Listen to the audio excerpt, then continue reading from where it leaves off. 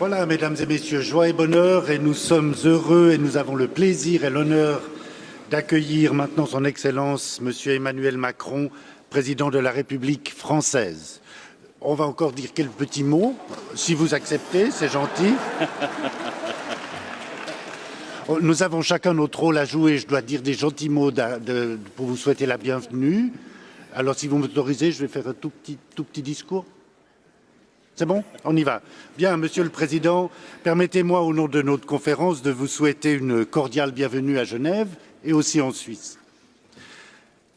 Monsieur le Président, Mesdames et Messieurs, la France entretient des liens bien particuliers avec l'OIT.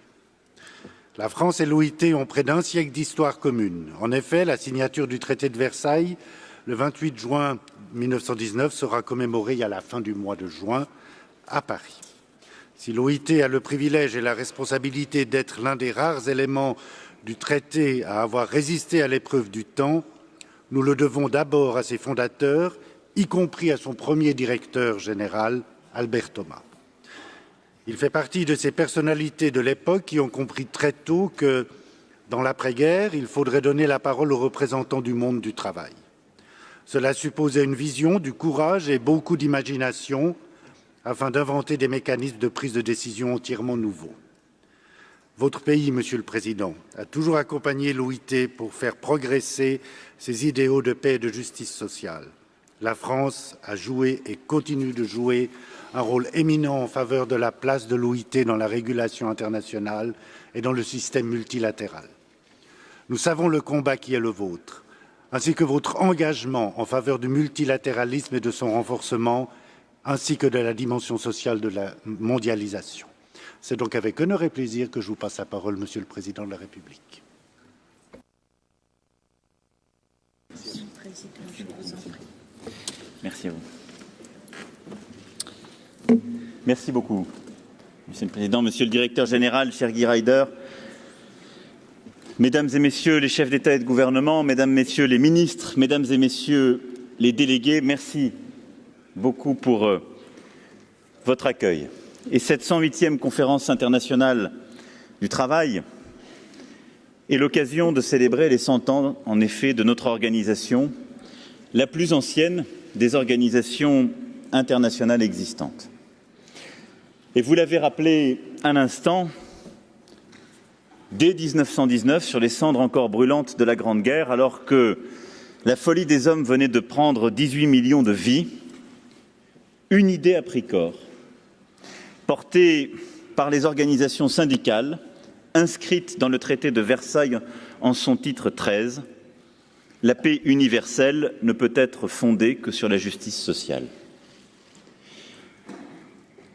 Née au milieu du XIXe siècle dans les luttes des travailleurs pour la dignité contre l'aliénation, nourrie des idéaux de solidarité internationale que la violence meurtrière vint fracasser une première fois, elle apparut comme une nécessité.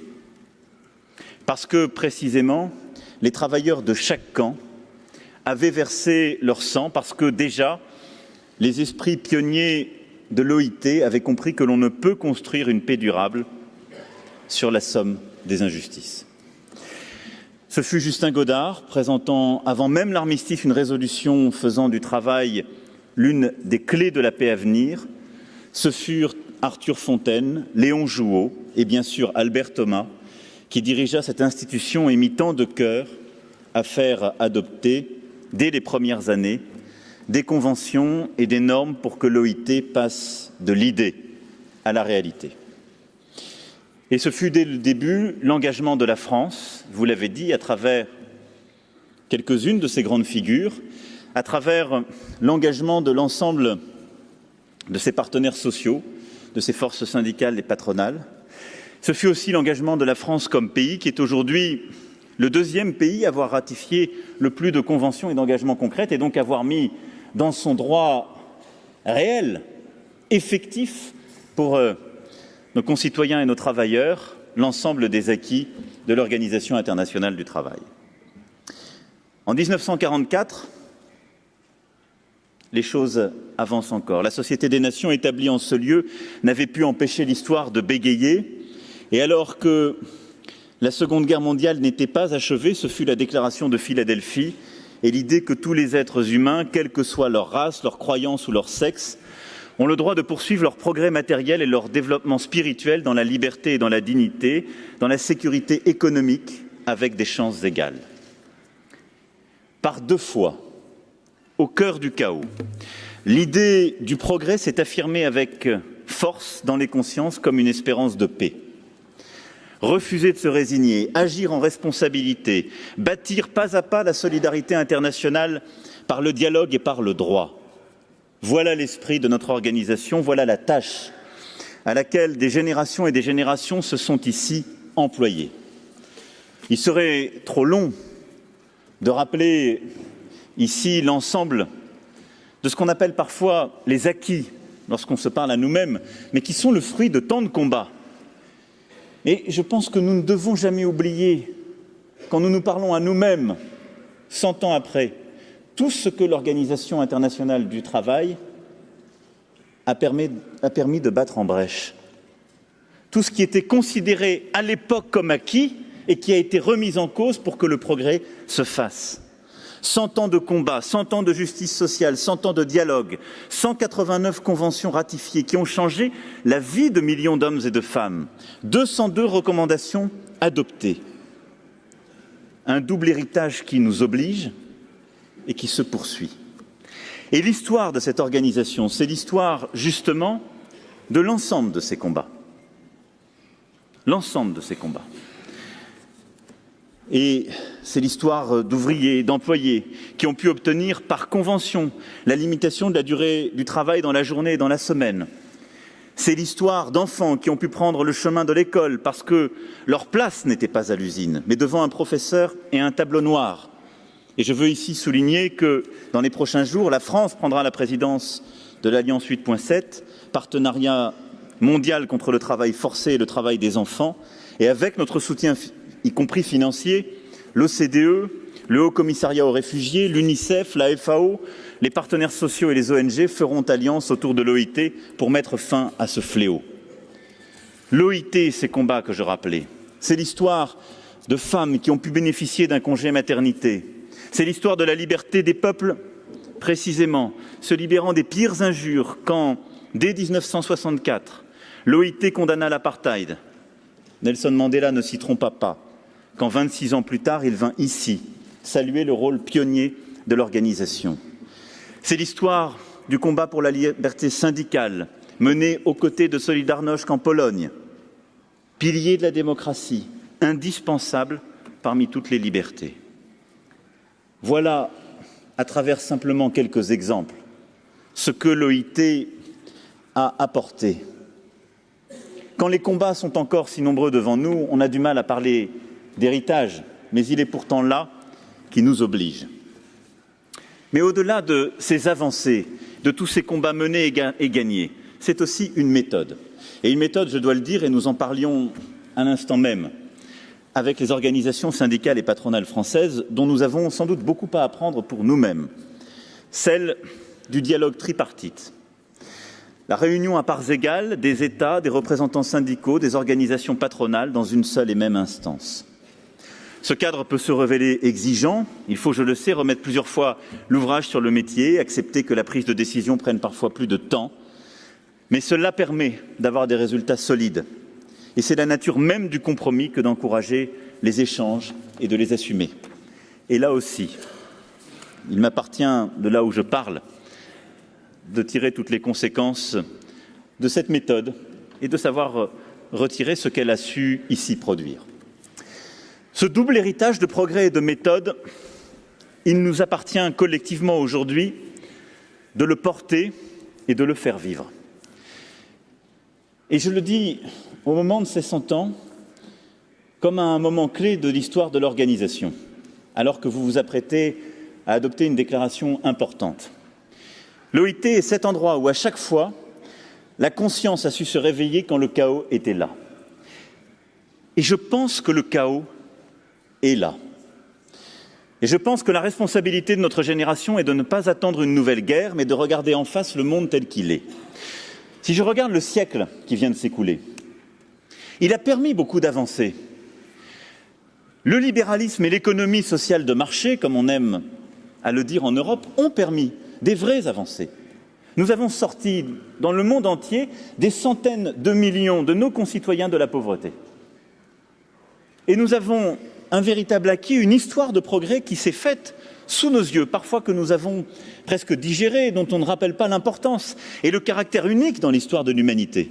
Les 50, 60 dernières années ont été à cet égard uniques. Elles sont le fruit de tout ce travail collectif et de ce que aussi nous avons su produire. Il n'en demeure pas moins que ces dernières décennies sont marquées par une crise profonde, économique, sociale, environnementale, politique et donc civilisationnelle, qui nous impose de réagir.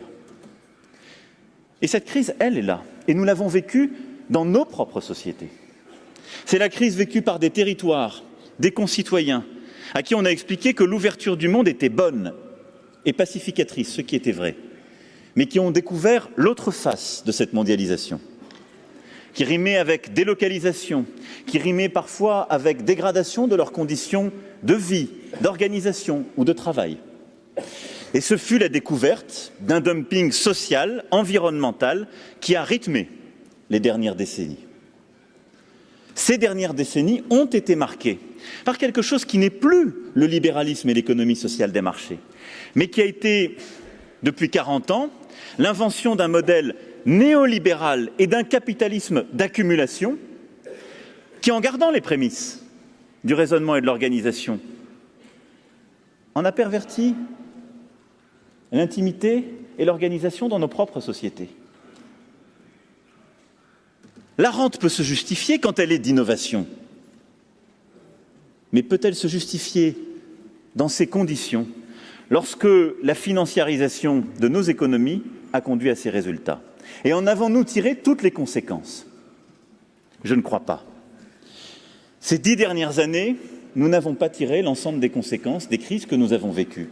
La grande crise financière et économique de 2008-2010 nous a conduit à réagir.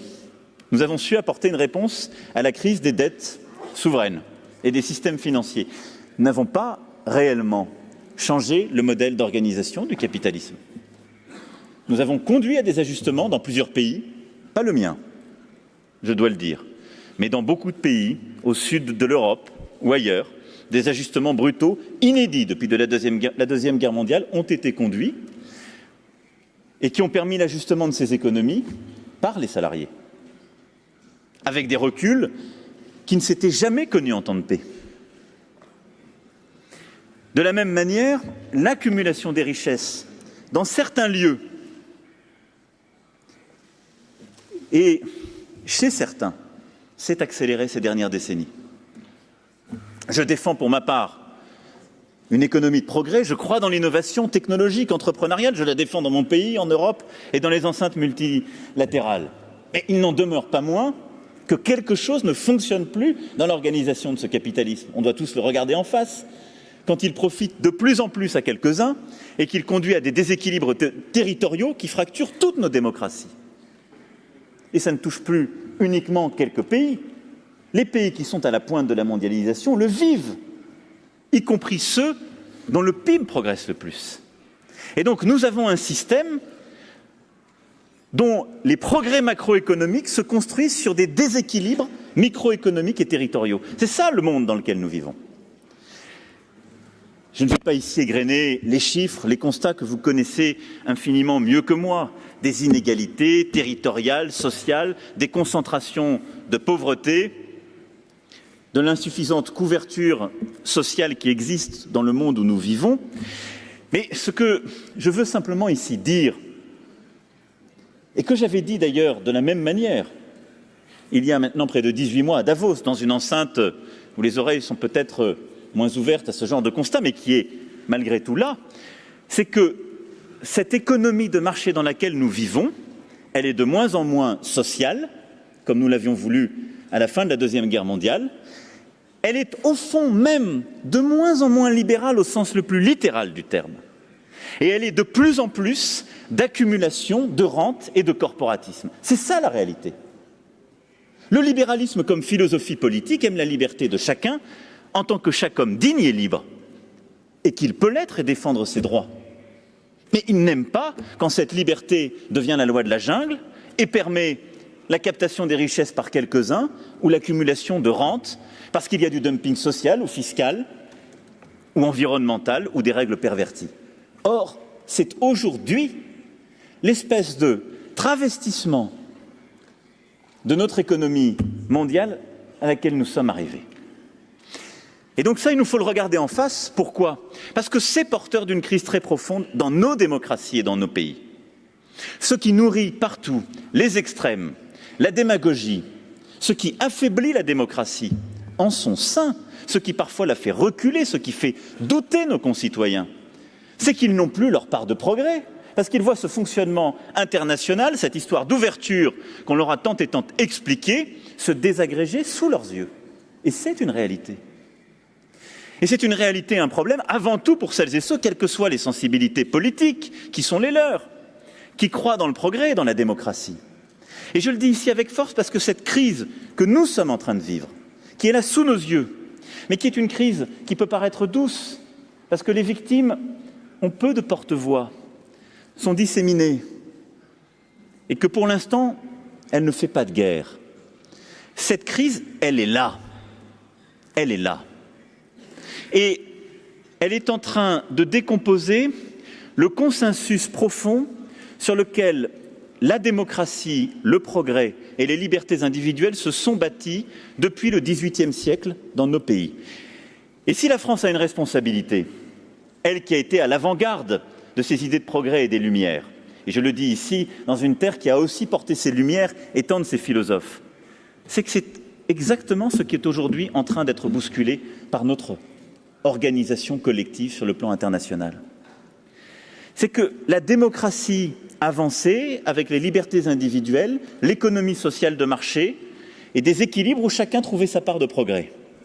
Quand le peuple, quelles qu'en soient les catégories, ne trouve plus sa part de progrès, il ne peut plus adhérer à un régime politique tel qu'il se présente devant lui. C'est ça ce qui est en train de se passer dans nos démocraties. C'est ce qui fait que certains sont attirés par l'autoritarisme, qui semble plus efficace pour protéger des menaces venant de l'extérieur, et qui dit « la démocratie ne vous protège plus contre les inégalités de ce capitalisme devenu fou. Nous, on va vous protéger, on va fermer les frontières, faire des murs, sortir de multilatéralisme. Il est mou, ce sont des gens qui parlent, mais ils n'ont pas de résultats. » Ce sont nos échecs qui alimentent les extrêmes, le rejet de l'autre, parce qu'il faut toujours un coupable quand les choses se mettent à aller dans le mauvais sens à ce point. Et donc, comme en 19 et en 44, je pense qu'aujourd'hui, nous sommes à l'orée, si nous n'y prenons pas garde, d'un temps de guerre. Et cette guerre est là dans nos démocraties. C'est la crise profonde que nous sommes en train de traverser. Nous pouvons décider d'être des somnambules. Mais si nous voulons avancer fortement, il nous faut prendre quelques engagements forts face à cela.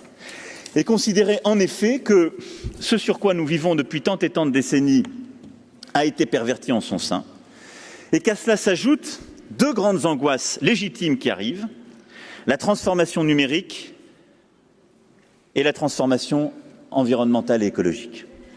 Elles sont là, elles traversent aussi nos sociétés, et elles s'ajoutent à la crise que je viens d'évoquer. Mais nous devons aussi les appréhender, avec des conséquences qui viennent se rajouter à cette crise en quelque sorte endogène du monde qui est le nôtre. Le numérique est une source formidable d'opportunités, de création de richesses, d'innovation, de changement de nos vies, de pratiques. Nous en sommes tous des pratiquants au quotidien. Il n'en demeure pas moins que c'est aussi une source de fracturation du travail, de plongée vers une solitude de l'individu et du travailleur, de désagrégation de la relation salariale, qui nous plonge dans un monde où une forme de fiction qui consisterait à dire « avec le numérique c'est formidable, chacun pourra contribuer à la croissance du monde et à sa richesse, il sera dans une relation contractuelle avec son employeur et nous serions comme des monades plongées les unes avec les autres dont les relations seraient à repenser. » Fiction. Et de la même manière, les transformations écologiques qui sont les nôtres, le défi du réchauffement climatique comme de la biodiversité nous impose de repenser ce modèle. Parce que nous ne pouvons pas avoir un modèle productif dont les conséquences sont, nous le savons maintenant, négatives, qui se sont accélérées ces dernières décennies. Et de l'autre côté, des pouvoirs publics ou des acteurs qui en seraient soit les victimes, en particulier quand on vit dans les territoires les plus fragiles, Pacifique ou Afrique ou ailleurs, et avec des pouvoirs publics et donc des contribuables derrière qui devraient en quelque sorte en réparer les conséquences négatives. Il nous faut là aussi remettre cette transition au cœur du modèle productif et réussir, par l'innovation d'une part, mais aussi par notre organisation d'ensemble, à remettre une forme de principe de dignité au cœur de notre modèle productif pour que l'objectif de lutte contre le réchauffement climatique et pour la biodiversité reprennent leur place dans notre organisation collective sur le plan international et dans notre organisation productive. Et là aussi, c'est un devoir. Au fond, la crise endogène de notre capitalisme, l'accélération de la transition numérique et l'accélération du réchauffement climatique et de la raréfaction de la biodiversité nous conduisent à repenser très profondément nos manières de nous organiser et rendre encore plus impérieux le multilatéralisme qui est le vôtre, qui est le nôtre dans ce monde. Et avec un combat, celui pour la dignité de l'homme et celui pour rendre ce monde habitable. C'est au fond ça le sujet qui nous est posé collectivement. Parce qu'à la fin des fins, on a pu penser pendant plusieurs décennies qu'on pouvait aller produire d'un côté et venir ensuite se reposer de l'autre, qu'on pouvait oublier l'endroit d'où on venait, où on élevait ses enfants, pour aller créer de la richesse ou profiter d'opportunités dans d'autres économies pour pouvoir ensuite venir couler des jours heureux, là où on était né, où on avait grandi. C'est terminé. Parce que la crise que je viens de dire est en train de bousculer toutes les démocraties, y compris celles qui étaient les plus attachées à cet ordre ouvert. Alors comment affronter aujourd'hui ce défi à travers pour moi plusieurs priorités. La première est de méthode. Je pense que face à ce défi, on ne peut pas réussir seul et qu'il faut de la cohérence. Alors, je sais bien ce qu'on peut me reprocher, même si j'essaie d'avoir toujours le même discours, et ce qu'on peut reprocher à beaucoup de dirigeants. Vous êtes formidables, vous venez de tenir des discours crypto-marxistes à l'Assemblée et devant l'OIT, et puis chez vous, vous faites vos petits commerces, vous faites vos réformes, les choses avancent, etc. Je ne crois pas.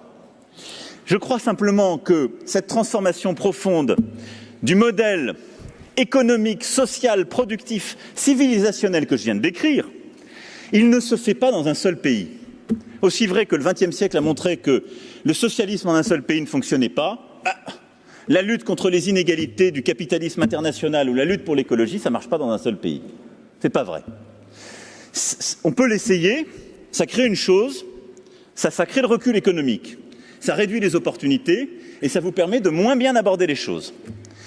Quand je regarde la France, je considère que ni sur le plan environnemental, ni sur le plan des droits sociaux, nous n'avons à rougir devant beaucoup d'autres nations.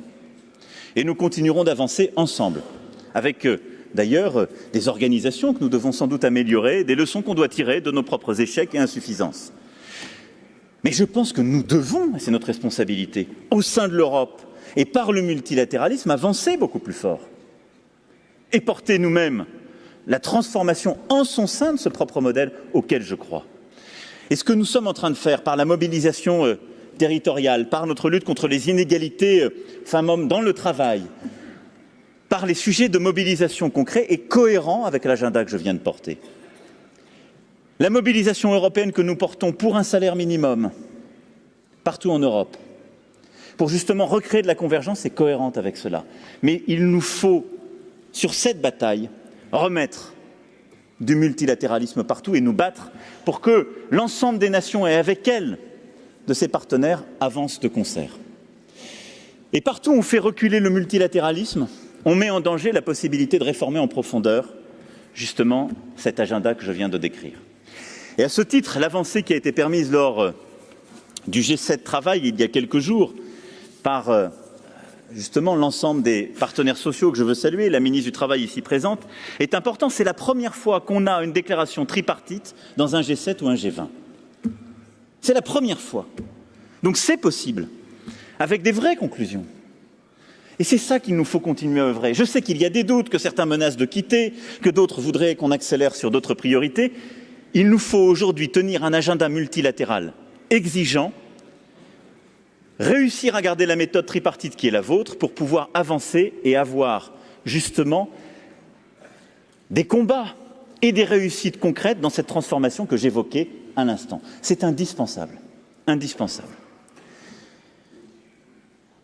Combat de méthode donc, sur lequel nous devons ensemble réussir à tenir toutes les parties prenantes et à donner encore plus d'ambition.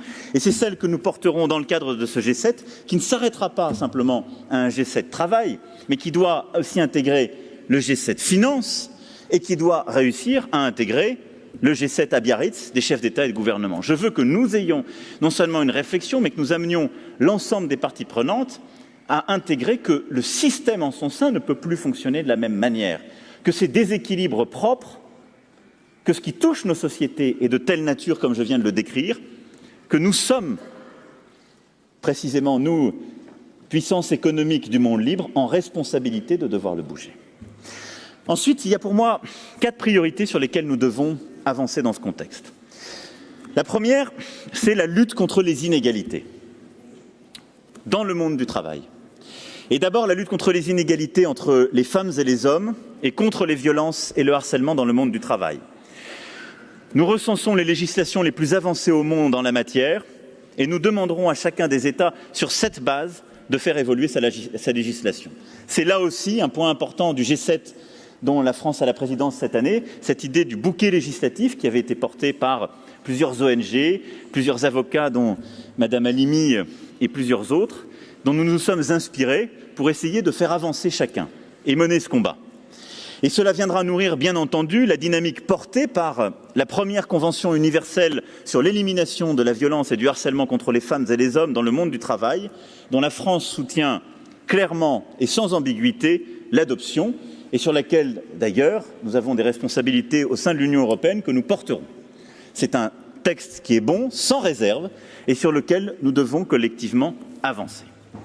Mais cette lutte contre les inégalités, c'est aussi celle qui doit collectivement nous amener, dans ce cadre multilatéral, à poursuivre le combat en tenant compte de ce qui est très profondément la relation salariale. Je l'évoquais tout à l'heure avec quelques-uns. C'est toujours une relation qui est inégale. Elle n'est jamais contractuelle, simplement. Parce qu'elle est la relation entre un employeur et un employé. Et elle est d'ailleurs constitutive même de la philosophie du droit du travail. Et c'est pourquoi aussi il nous faut continuer, en Europe même et au sein des organisations internationales, à se battre pour ne pas normaliser, si je puis dire, les éléments de cette relation et ne pas considérer que la lutte contre les inégalités dans le monde du travail s'écrase en quelque sorte sur la lutte contre les inégalités économiques. Ça n'est pas vrai. C'est pourquoi aussi je veux qu'on puisse continuer à défendre, en Europe en particulier, un véritable ordre public social avec toutes ses composantes et cette idée d'un salaire minimum européen, chaque pays gardant sa liberté. Parce que si on n'a pas cet ordre public social européen, si on n'a pas ce combat pour lutter contre les inégalités, alors on a les effets au sein même de l'Europe de ce que je décrivais tout à l'heure. Et ici, je le dis devant plusieurs chefs d'État et de gouvernement qui, soit au sein de l'Union européenne, soit qui ont entamé les discussions pour y entrer, je salue Madame la Première ministre de Serbie, les pays aujourd'hui de l'Est ou du Sud ont à vivre ce qu'est la désagrégation du droit social et l'absence d'un ordre public social européen suffisant, avec des problématiques qui n'existaient pas il y a quelques années en Europe même et qui sont en train d'émerger, des problématiques démographiques.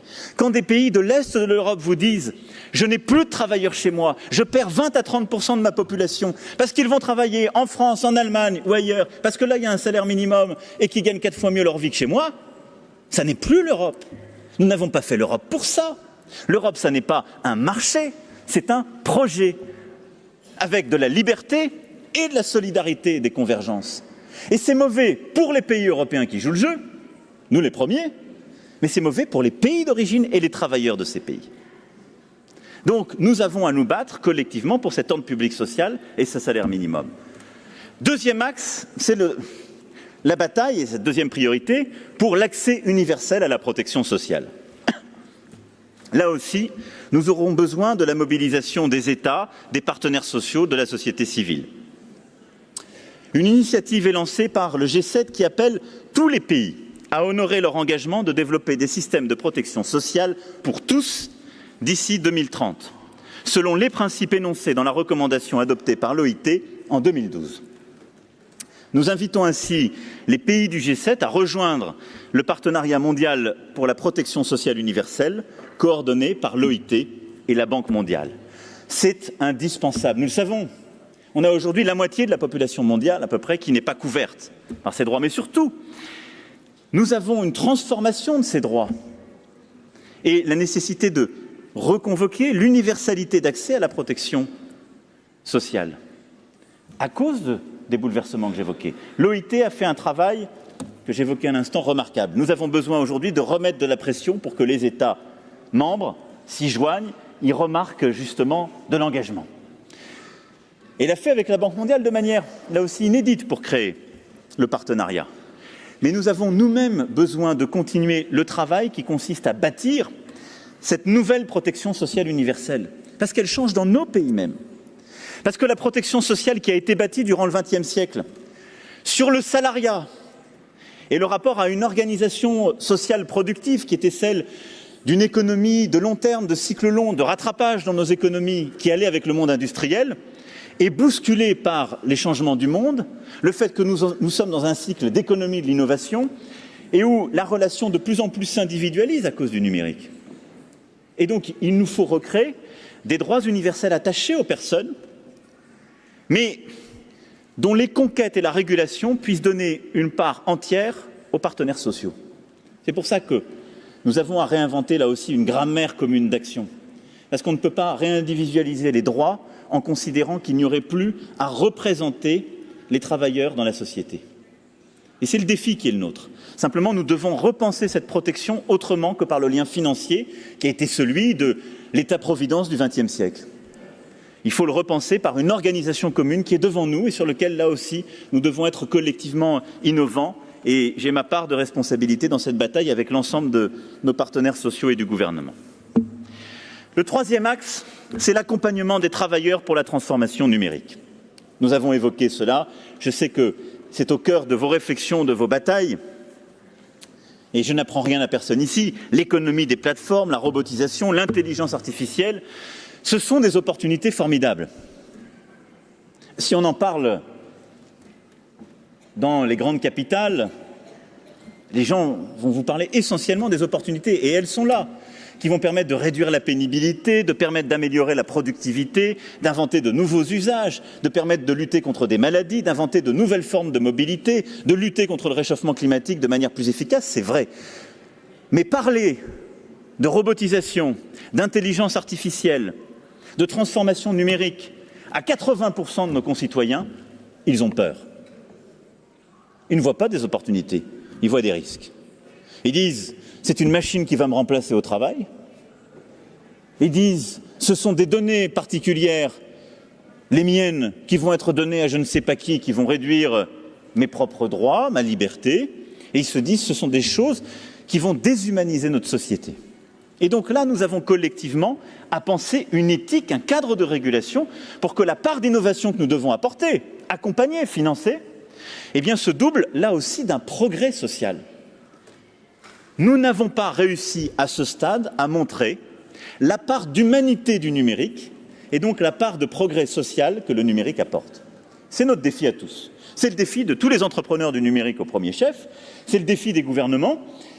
L'innovation en apporte, il faut de plus en plus le montrer parce que certaines entreprises apportent des réponses à nos défis collectifs et c'est vrai que par le numérique on va réduire de la pénibilité. C'est vrai que par le numérique et l'innovation on va réduire les émissions. Mais nous devons là aussi réussir à montrer que ça ne se traduit pas par plus de précarité, par un recul des droits et par un abaissement de l'histoire de progrès. Et au fond, aujourd'hui, nous devons regarder en face ce que cette numérisation de nos sociétés apporte, la peur de la solitude, qui est là, la fragmentation du monde du travail et ses reculs. Et donc c'est pourquoi il nous faut d'abord dans chaque pays œuvrer pour faire face à ce défi. Là-dessus, c'est ce que nous faisons, parce que pour faire face à ce défi, il faut mieux former, et mieux former tout au long de la vie. Effort et transformation de l'éducation, de notre formation à l'université, et effort avec l'ensemble des partenaires sociaux ici présents et des régions en France, pour investir dans les compétences tout au long de la vie. Ce sont 15 milliards d'euros qui seront investis en France pour accompagner 2 millions de demandeurs d'emploi et de jeunes en difficulté pour faire face à ces défis.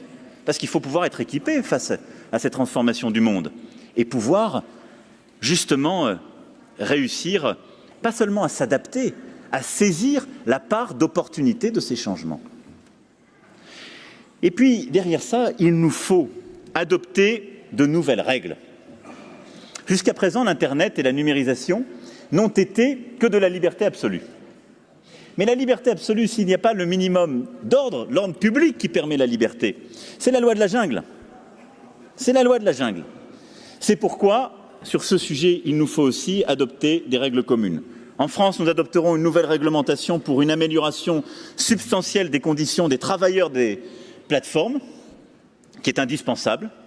Nous avons enclenché avec les grandes plateformes numériques un dialogue dans le cadre du forum Tech for Good pour les conduire justement à assurer leurs travailleurs, et là de manière proactive, mais il nous faut sur le plan international, et votre déclaration sera extrêmement importante à cet égard, réussir à bâtir le cadre de ce que sont les droits des travailleurs sur ces plateformes.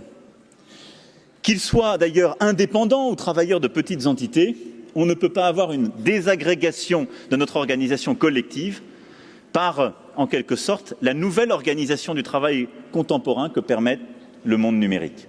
Parce que, rapidement, ces opportunités deviendront un recul et nourriront cette crise que j'évoquais il y a un instant.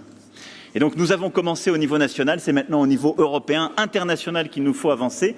Et je crois en lien profond aussi avec d'autres organisations. Et je conclurai sur ce point. Enfin, le dernier défi, sur le fond, c'est celui de la transition écologique. Plusieurs l'ont dit, qui sont ici dans cette salle avant moi. Le combat pour la justice sociale dans la crise que j'ai essayé de décrire est jumeau du combat pour la justice environnementale. Parce que c'est la même chose.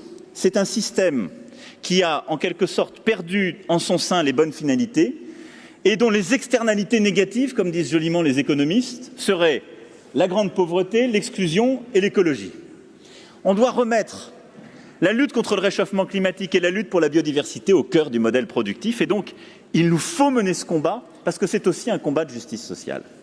Parce que les victimes, aujourd'hui, des inégalités écologiques, ce sont les mêmes que les victimes de l'inégalité sociale et des inégalités au travail. C'est pourquoi je souhaite que nous portions collectivement cette transition écologique, en quelque sorte, par les projets. C'est, après la décision américaine de quitter les accords de Paris, ce que nous avons lancé avec le One Planet Summit, ce que nous allons poursuivre dans le cadre du G7 par une réunion ad hoc.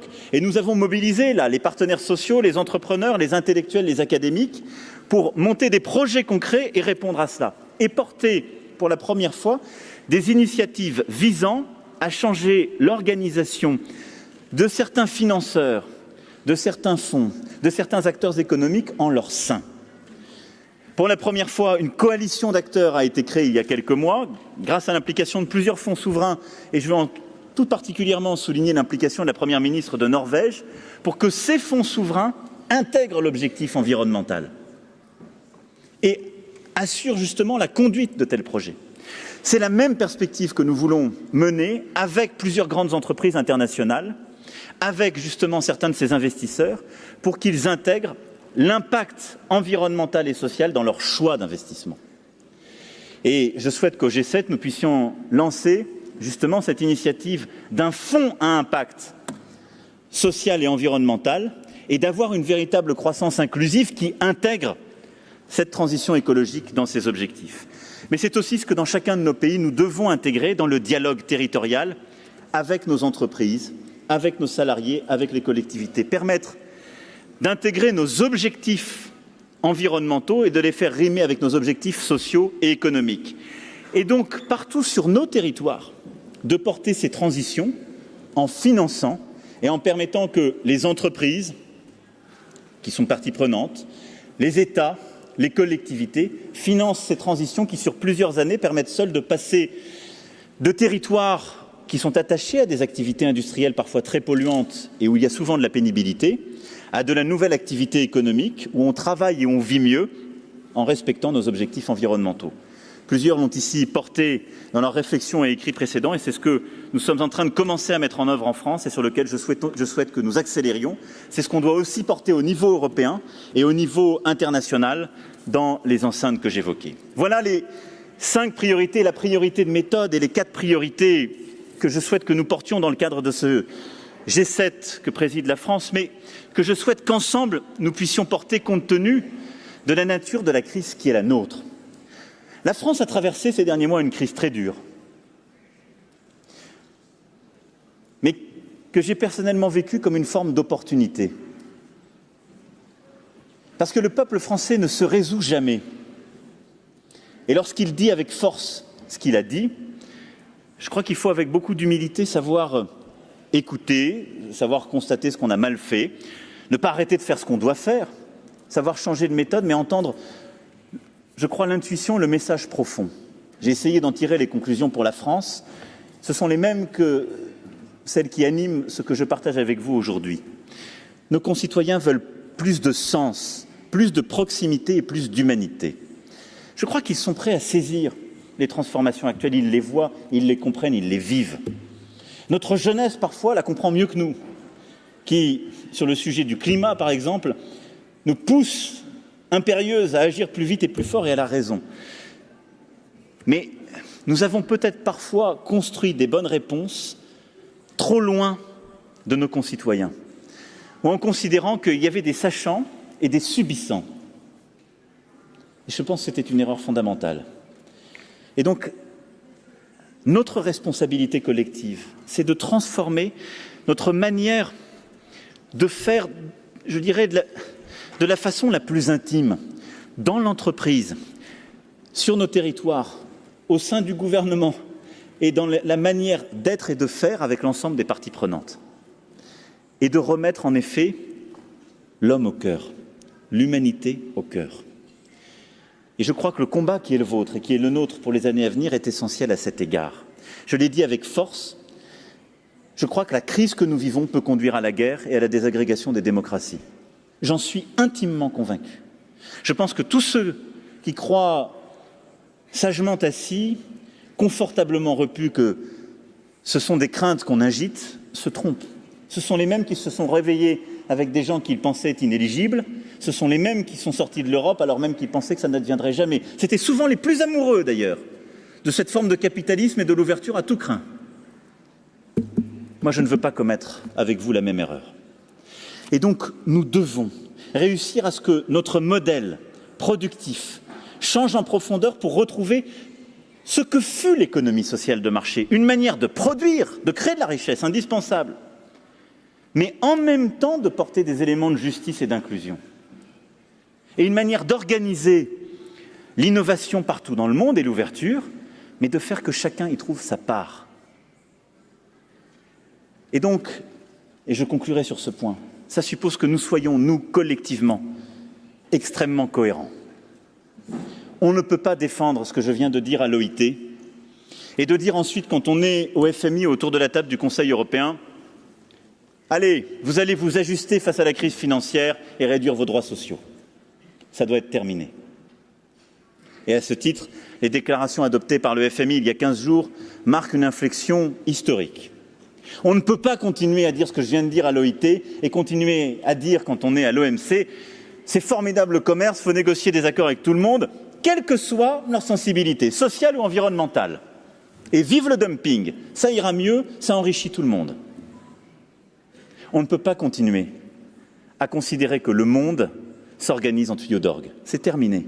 Parce que nos concitoyens, ils ne vivent pas les déclarations ou la réglementation de l'OIT d'un côté et du FMI de l'autre, ou du Conseil européen. Ils vivent leur vie. Et leur vie, c'est le fruit de tout ça, et de nos aberrations.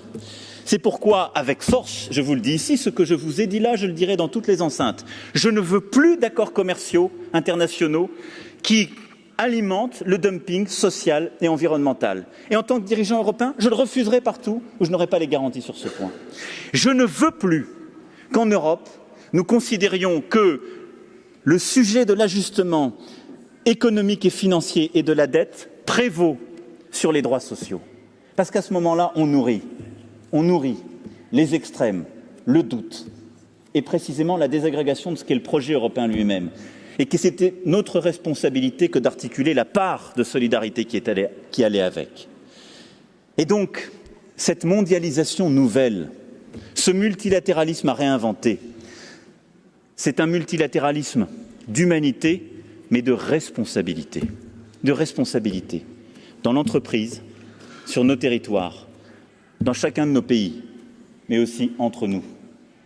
J'en prendrai toute ma part. C'est l'engagement que je prends devant vous aujourd'hui, cette année en président de G7, mais plus largement, à chaque fois que j'aurai des combats à mener.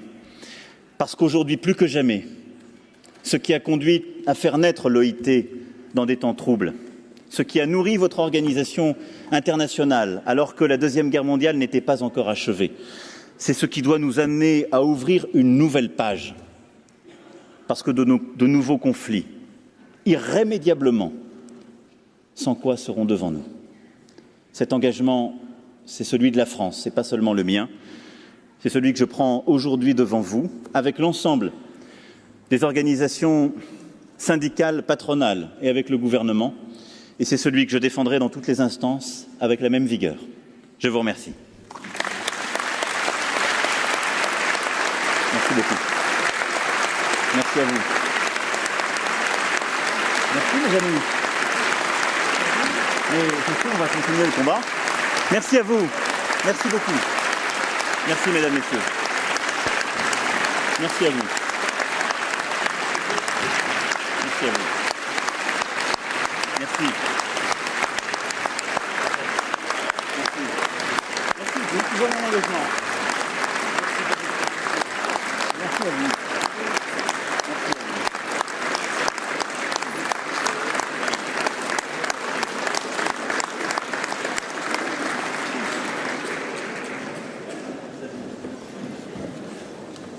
Voilà, nous avons bientôt fini, mais Monsieur le Président de la République, j'aimerais vous exprimer ma gratitude et mes remerciements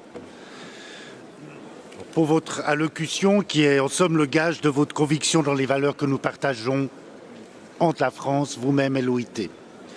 J'aimerais aussi vous remercier parce que vous nous avez présenté votre vision de l'histoire, du monde, mais aussi de l'histoire de l'OIT. Vous nous avez aussi fait part de vos réflexions sur les défis du monde d'aujourd'hui. Vous nous avez aussi présenté votre réflexion sur les défis du monde de demain, mais pas seulement le monde du travail, mais aussi les défis de nos civilisations à venir, pour nos démocraties, pour le multilatéralisme. Je vous remercie de votre message et de votre conviction. Je suis sûr que vos paroles vont incontestablement nourrir nos discussions ultérieures. Et une fois encore, en mon nom personnel, au nom de mes collègues et des délégués de cette 108e réunion de la Conférence internationale du travail, je vous remercie de votre présence devant notre Assemblée aujourd'hui. Merci beaucoup.